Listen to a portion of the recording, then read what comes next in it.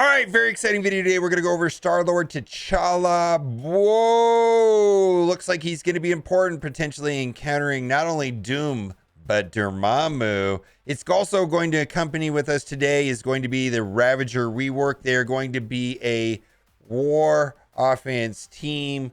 I was kind of hoping that they would be a tech raid team, but no, it's going to be a war offense team. Let's get into the kit because there's a bunch of very interesting things, specifically in his special ability. We're going to talk about that first right here at the bottom. Special Gravity Repulsor, energy cost 6-6, attack primary target for 400% damage and apply blind. Very similar to Star-Lord, right? Apply defense down. Then, if it's on war offense, if Yondu's an ally, apply defense down to all enemies instead. I think that's going to be very useful in war. This is the big part, and this is the part that matters the most. If the primary target has blind, steal 2 ability energy from the target. This attack is unavoidable.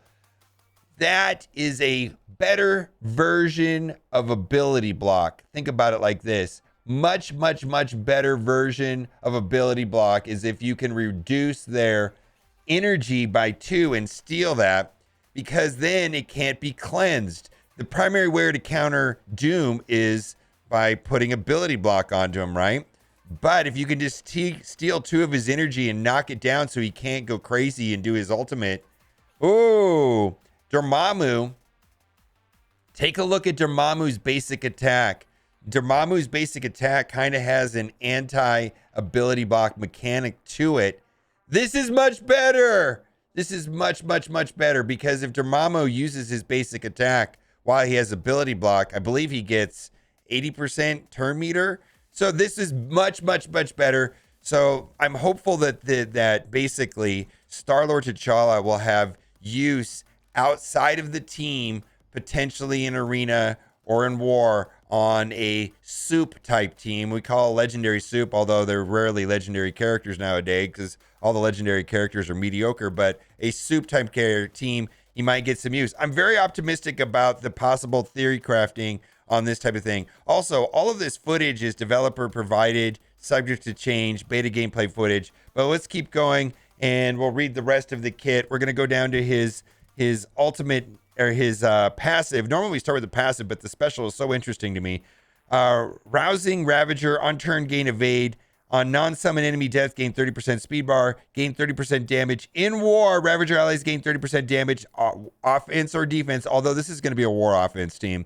A war offense gain 25% max health, and Ravagers gain 25% max health as well. Then his basic attack, pretty basically is just a double tap, and then gain offense up like that. And then lastly, his ultimate, energy cost 5/5, copy all positive effects excluding taunt and regeneration from adjacent allies. Woo! Okay, all positive effects excluding taunt and regeneration. That's also not going to copy safeguard, I believe, from adjacent allies. Attack primary target for 530% damage. Increase the duration of all positive effects excluding regeneration for self and Ravager allies by +1 to a maximum of 3. Now, Yondu summons the Ravager Stitchers, and they steal.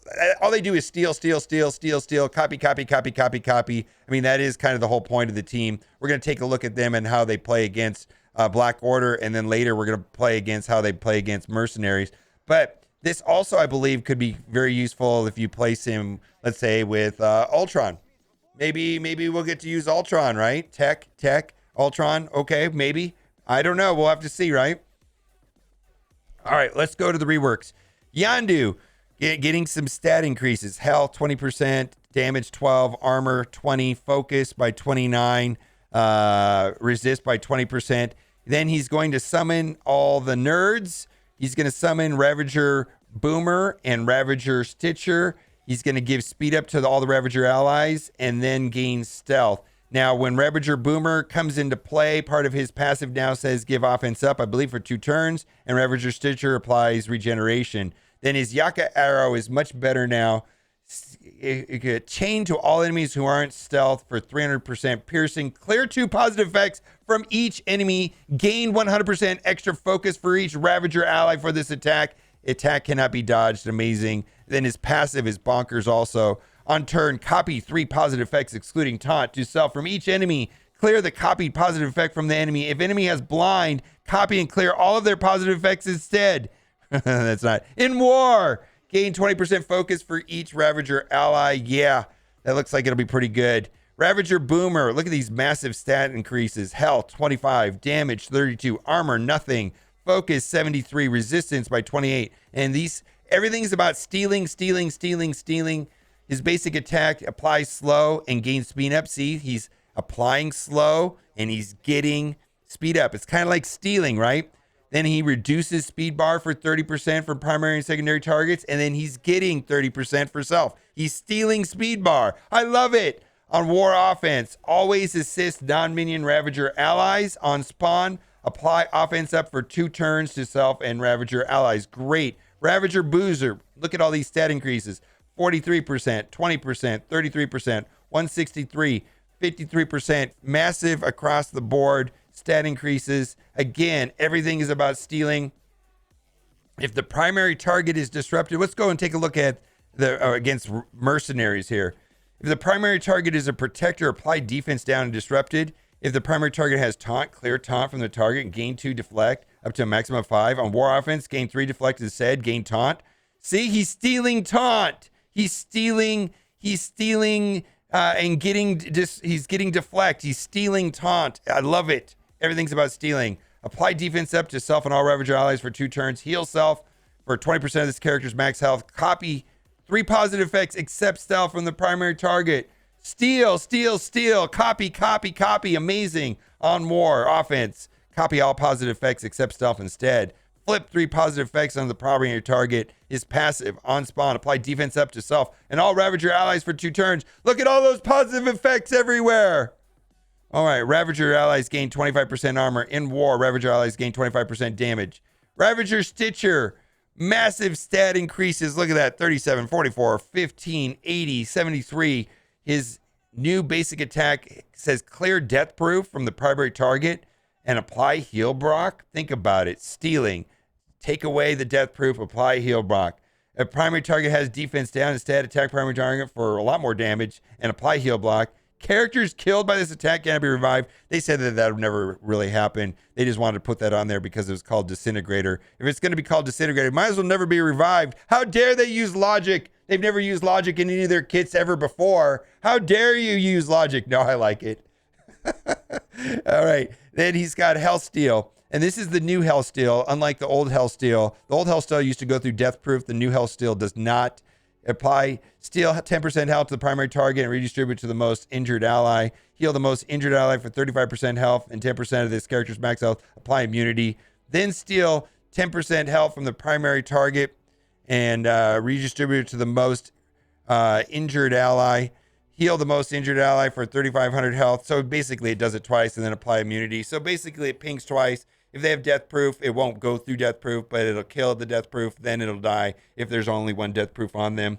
Then his passive on spawn, apply regeneration for 2 turns to yourself and all Ravager allies. Okay, so here's the deal. I suspect that Star-Lord is going to be useful outside of this team. This is a war offense team. How important are war offense teams? Well, here's the thing. And do you have high red stars on your Ravagers? Do you have your Ravagers upgraded? These are all things you're going to have to ask yourself if you want to pursue this team. Star-Lord himself, though, for me, seems probably useful against countering possibly Doom and Dormammu. I'm just saying, maybe. Then I'm going to look at my Ravagers and say, hey, do I really need another war offense team? How good is this war offense team? I'm going to be getting Star-Lord, and then I'm going to be looking for wow, this team destroyed this. Wow, this team destroyed this before I start dumping bunches of resources and Ravagers. Plus, I need to look at my star levels, right? And see where my red stars are and if I can have enough resources to upgrade all of them. Because do I really need another war offense team? Because, number one, arenas are super important, right? Okay, arena is super important, right? Then getting into Dark Dimension 5 is super important for some people, right? Getting through Doom raids is probably one of the more important things in the game. And this is not a raid team. This is a war offense team. So, in this patch, I got to say that the Spider-Verse seems a little bit more interesting. I'm probably going to take similar strategy there. Is I'm going to unlock all of them and I'm going to upgrade them as I can. But to get them up to the level of my symbiotes and use them. But if you don't have symbiotes, boy, I'm going to say going after the Spider-Verse seems very useful. let's talk about Magic and the reworks to Storm, Colossus, Cyclops, and Colossus. Everybody but Dark Phoenix got reworked. Storm, stat increases health by 9 and 62%. Then on her special, it cannot be counterattacked. That's kind of nice. Then on her ultimate, if she has 20 charged, it cannot miss. Her passive now will read, on turn, if magic ally gain 3 charged up to a maximum of 20. So she's going to have more charged all the time. She's going to have 3 extra charge, basically going to do more damage and have a higher chance of doing the stuns and the slows on her special, whichever one you choose. Cyclops, going to get a 10% health increase. Then a lot of his abilities mention Wolverine, and now in those places it's also going to be a little bit different. See, like right here it said it says on his special, which is always kind of useless. I think this might make it useful. Apply taunt to the 2 most injured non-summon non-primary target enemies. Call 2 random allies to each attack with the previous enemy, so hopefully they'll die, right? This attack cannot be counterattacked.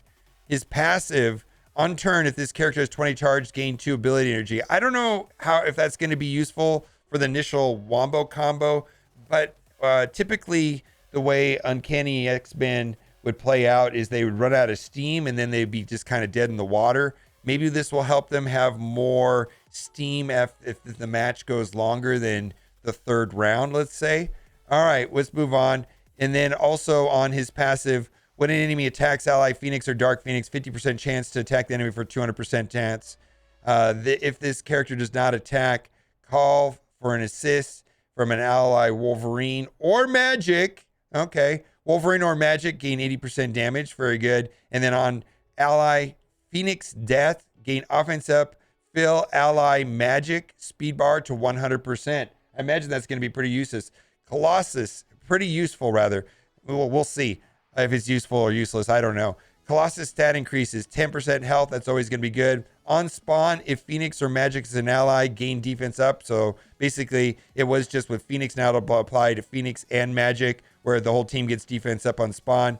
And then also his special, if Phoenix, Dark Phoenix, or Magic ally gain taunt for 2 turns, that's also very useful. Then this is where he gets very interesting, is his passive. When a negative effect is applied to an X-Band, gain 1 charge up to a maximum of 5. But he can get more than 5 from Magic, because Magic's going to give a ton of them to everybody. While charged, when attacked, attack the enemy for 100% piercing and 10% piercing per charge. On turn, if this character has more than 5 charge and is below 80% health, heal for 20% of this character's max health, then lose 5 charge. So here's the deal. And then gain 30% max health across the board. So here's the deal. We have 2 offensive teams for war, which are not as important as other things. And it doesn't look like to me that they're going to be able to kill Heroes for Hire. So how important is that really? Then we have a bio raid team where we already have a bio raid team. How important is that? Well, I don't know. We'll have to see. So a lot of players are going to have to make decisions on, is this important to me? That's really what it's going to come down to. For me, my interest in Magic is probably higher than the Ravagers because I already have that team upgraded. I already have Dark Phoenix upgraded. I already have Colossus, Cyclops, Storm upgraded. So for me to take a single character Magic, put her into that team and upgrade her when I can, and maybe get some use out of her in war. Okay, maybe on defense in war, it kind of looks like the team might go anywhere. I don't think it's going to be arena viable. I don't think it's going to be useful anywhere else. If you don't care about arena, I don't know about the Ravager reworks or Star-Lord. Now, Star-Lord looks like he himself might be useful on his own because of his special ability. I'm really excited about his special ability as potentially being a Doom or Dormammu, part of a piece of the puzzle of countering those teams, hopefully. We'll have to see, right? Because maybe Omega Red already does some of that, but maybe there's some overlap there with Omega Red and having the trauma, might be more important. We'll have to see. But it's an interesting mechanic, plus his ability to take up all the positive effects from characters around him also seems like something I could theory craft with. And then lastly, what am I going to do with the bio team? If you don't have symbiotes up running, I would say getting the new the Web Warrior team might be of interest, right? But for players that already have, like I have like an 800 and 70,000 power symbiote team, man, I'm just going to have to upgrade them when I can. So what I think is the jury's out on a lot of these teams, and we're going to have to see from the rest of the community what is really good, what is vital, how useful are these teams in the real world, not just theory crafting, looking at the kits, but when the people actually use the teams, when we start seeing screenshots of things that are useful, then we can make decisions on what to do. So I'm going to unlock all the characters. I'm going to try to get them to 5 stars, and then to the level to that I upgrade them remains to be seen. Let me know what you think in the comment section, and as always, thanks for watching. Keep on gaming.